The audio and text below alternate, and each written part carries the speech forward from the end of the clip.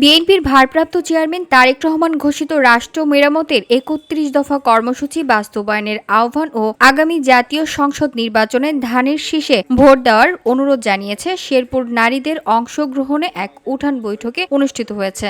রবিবার বিকেলে সদর উপজেলার নসমনপুর ইউনিয়নের কান্দাশেরি চর এলাকায় এই উঠান বৈঠক অনুষ্ঠিত হয়।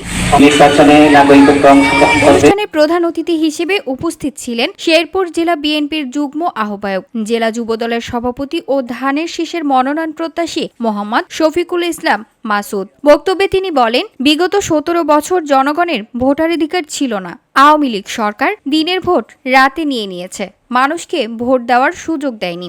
আমরা তারেক রহমানের নেতৃত্বে জনগণের অধিকার ফিরিয়ে দিতে আন্দোলন করেছি। সে পথে অনেক নেতাকর্মী জেল জুলুম ও নির্যাতনের শিকার হয়েছেন।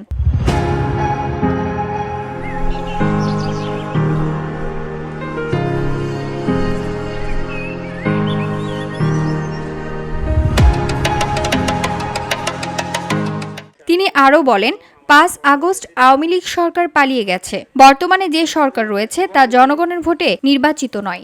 জনগণের ভোটের অধিকার ফিরিয়ে দিতে হলে রাষ্ট্রীয় সরকার প্রতিষ্ঠা করতে হবে।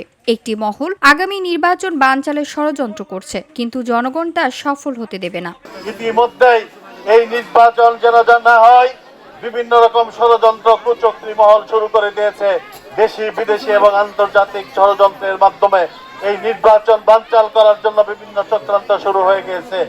একটি দল রয়েছে বিভিন্ন সময় বিভিন্ন দাবি তুলে নির্বাচন বানচালের চেষ্টা করে যাচ্ছে। এক সময় বলে পিয়ার, আরেক সময় বলে এই গণভোট।